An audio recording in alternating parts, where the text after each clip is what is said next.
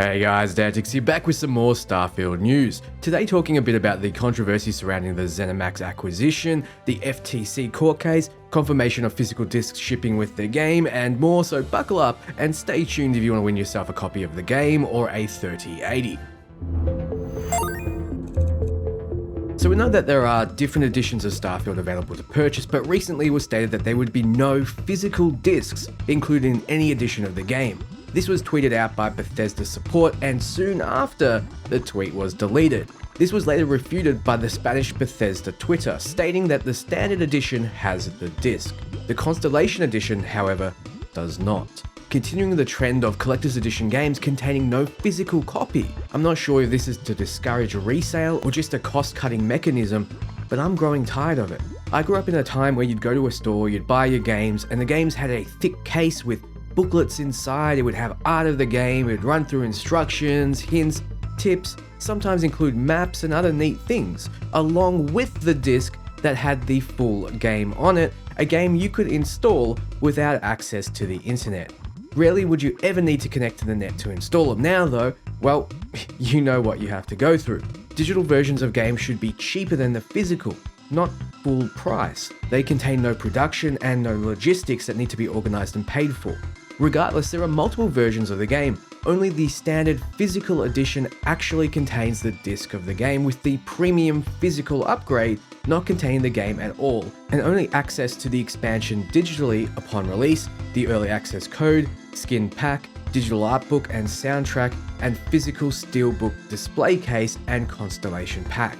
Then the Constellation edition will contain everything except the physical disc.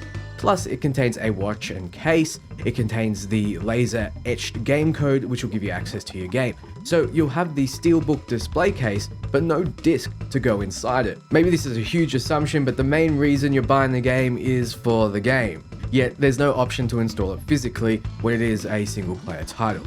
It's not a big deal, sure, and I completely understand that and I respect that, but we keep getting used to accepting less, and slowly and surely it chips away. Now, in other news, the FTC recently summoned Bethesda to court in order to try to block the Microsoft and Activision merger. This comes off the back of Starfield being exclusive to Xbox and PC. Microsoft and Bethesda have mentioned in the past that they will still keep existing games on PlayStation, which Sony somehow mistook to meaning that all future Bethesda games will also be released on PlayStation.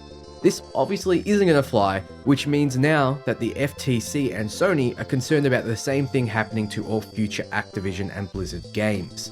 During the hearing for the FTC's current case against Microsoft, Xbox big honcho Phil Spencer explained that part of the reason the company bought Zenimax Media, which is the holding company that owns Bethesda Softworks, was the fear that Starfield might not come to Xbox, at least not at the start. You see, Bethesda had actually made a timed exclusivity deal with Sony for 2 of its other games, which would keep them off Xbox until a year after release. Yeah, Sony went direct to Bethesda to negotiate their games not released on Xbox. Rather than looking for new games to acquire, they were looking for games to remove from the Xbox marketplace. Phil Spencer says, "When we acquired ZeniMax, one of the impetus for that is that Sony had done a deal for Deathloop and Ghostwire Tokyo to pay Bethesda not to ship those games on the Xbox.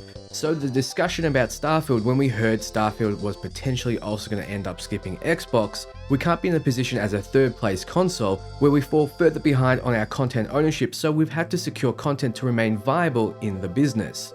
Every time we ship a game on PlayStation, Sony captures 30% of the revenue that we do on their platform, and then they use that money, among other revenue that they have, to do things to try to reduce Xbox's survival on the market," said Spencer. "We try to compete, but as I said, over the last 20 years, we've failed to do that effectively." So what Phil is trying to say is that by allowing games to be sold on the PlayStation consoles, the percentage that Sony makes, they can use to negotiate deals like exclusivity for their consoles.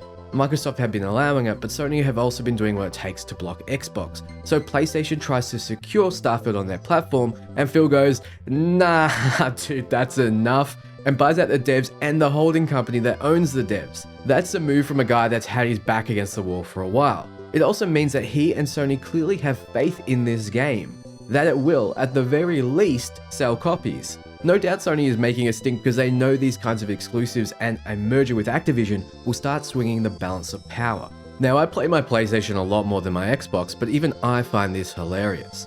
Here's my favorite part though. Phil Hines, who needs no introduction, gets up on stage and starts talking about Starfield. He's there to shoot down the idea that Xbox having this title's exclusivity is a big deal, but he describes the game as irresponsibly large. Hines made the comment in his testimony during Thursday's hearing in federal court, where the US Federal Trade Commission is seeking to stop Microsoft's acquisition of Activision Blizzard. The point that Hines was most likely trying to make is that developing Starfield for platforms other than for PC or Xbox would mean another delay for Starfield. Hines says, when you're trying to figure out how to get a game to look as good as it can, play as smoothly as possible, your programmers really need to know, what am I really trying to get this to run smoothly on?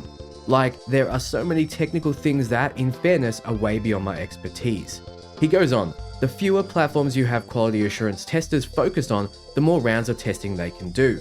If you have 100 people testing on 2 platforms, you could put 50 on each. If you have 3, the math tells you that you have fewer people on those games. You're finding fewer problems, you're not going as fast, it's going to take longer, it's going to cost more. So by mentioning that Starfield is irresponsibly large, he's also saying that releasing for PlayStation would mean they would need to delay the title to properly test. But for us, it means we are getting an irresponsibly large game in August. We can also assess this based on what we've seen, but the sentiment from the devs is that they really do feel like they put a hell of a lot into this title. It even seems like they took testing seriously. You might remember that Xbox Game Studio boss Matt Booty commented on Starfield having the fewest bugs of any game that Bethesda has ever shipped with. This is a big claim considering Bethesda title's obvious buggy history, though some consider that the bugginess and jank in a Bethesda game is charming rather than game-breaking. This is their most ambitious title yet, so there's a part of me that knows that no matter how much testing they do, they will release with some hilarious bugs, though I'm kind of looking forward to it. And that's everything. What do you think of the current drama? Still excited for Starfield? Let me know below. I recently upgraded to a 4090, so why not give away my 3080 and a few copies of Starfield? If you want to be in the running, all you need to do is be subscribed, hit the bell, and like and comment on my Starfield videos. For more entries, do the same on other Starfield videos or check out my Twitter and Discord. The winner will be chosen using RNG, so more entries give you more chances. Best of luck and thank you so much for watching. I'll be covering the game more than anyone else, so be sure to stay tuned. Ciao friends.